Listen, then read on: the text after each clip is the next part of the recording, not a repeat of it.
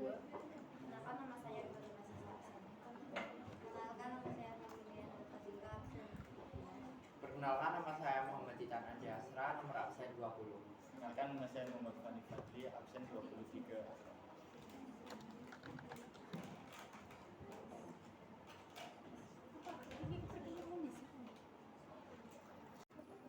Sejarah kedatangan bangsa Portugis ke Indonesia.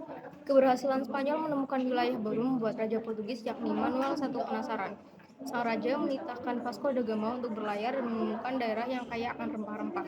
Elaine Sinshaw dalam Good Hope, The Voyage of Vasco da Gama mengungkapkan, perjalanan Vasco da Gama dimulai melalui rute Tanjung Harapan, Afrika. Mereka selanjutnya mengembangkan layar menuju lautan Hindia. Sejak abad 15, bangsa Portugis telah menjelajahi lautan dan memiliki armada laut yang kuat. Ketika mengetahui di Asia Timur jauh terdapat tanah yang kaya akan rempah, Raja Manuel I memanggil Vasco da Gama, yaitu seorang pelaut berpengalaman asal Portugis, untuk melakukan ekspedisi menjelajahi samudera. Tujuan utama ekspedisi Portugis itu mencari rempah-rempah yang menjadi barang mahal di Eropa. Bangsa Barat menggunakan rempah-rempah sebagai bahan baku obat, parfum, dan yang paling penting adalah untuk pengawet makanan dan bumbu masakan. Pengawetan makanan termasuk kebutuhan vital di Eropa saat musim dingin tiba. Rombongan Portugis berikutnya dipimpin oleh Alfonso de Albuquerque untuk melanjutkan upaya dari Vasco da Gama. Pelayaran Alfonso de Albuquerque akhirnya sampai di Malaka, kawasan barat Nusantara. Portugis berulang kali mendapatkan perlawanan dari bangsa Melayu di Malaka maupun dari kerajaan-kerajaan di Nusantara, termasuk dari Jawa. Ternyata Portugis mampu menandingi dan merendam perlawanan-perlawanan tersebut. Bahkan monopoli yang dijalankan Portugis di Malaka akhirnya meluas sampai ke kawasan timur Nusantara dan berhasil mengenyahkan Spanyol. Portugis termasuk salah satu bangsa Barat yang menjamah Nusantara.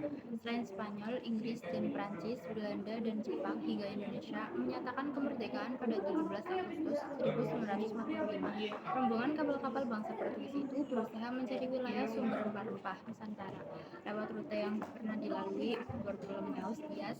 Nama terakhir merupakan penjajahan Portugis yang berhasil mencapai ujung paling selatan benua Afrika dan singgah di Tanjung Harapan. Maka rombongan kapal yang dipimpin oleh Vasco da Gama mengawali penjelajahannya dengan menuju kawasan yang kini menjadi wilayah Afrika Selatan itu. Di Tanjung Harapan, Vasco da Gama menyewa pelaut yang pernah berlayar ke Asia Timur jauh untuk menjadi petunjuk arah. Pada tahun 1498, rombongan Vasco da Gama berhasil mencapai Cape da Goa yang merupakan wilayah India. Vasco da Gama kemudian tinggal di India karena mengira daerah tersebut adalah India Timur, negeri penghasil rempah. Namun setelah tinggal beberapa tahun di India, menyadari bahwa tempat tersebut bukan penghasil rempah-rempah yang sebenarnya. Maka itu, Portugis lantas memberangkatkan ekspedisi lanjutan di bawah pimpinan Alfonso de Albuquerque untuk menuju wilayah Malaka.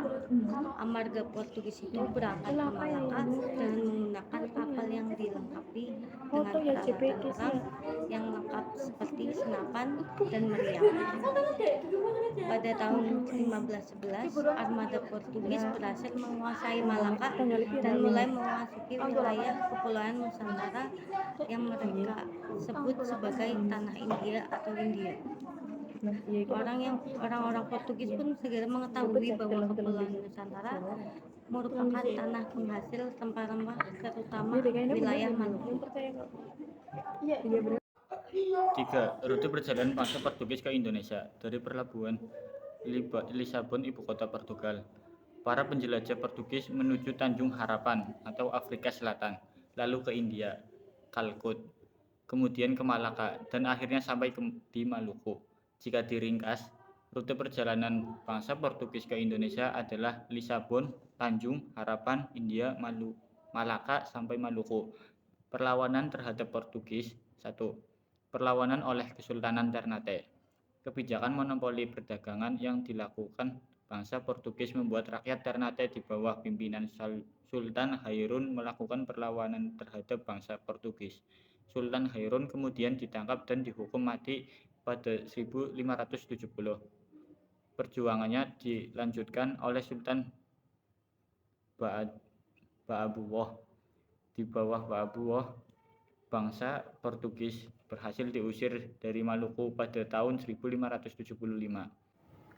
Bangsa Portugis lalu menyingkir ke Pulau Timur dan berkuasa di Timor Timur sampai menjelang akhir abad 20. Perlawanan oleh Kesultanan Demak. Monopoli perdagangan yang dilakukan bangsa Portugis di Malaka membuat aktivitas perdagangan para saudagar muslim di tempat itu terganggu. Hal ini memicu solidaritas dari Kesultanan Demak, baik terhadap Kesultanan Malaka maupun terhadap para saudagar muslim.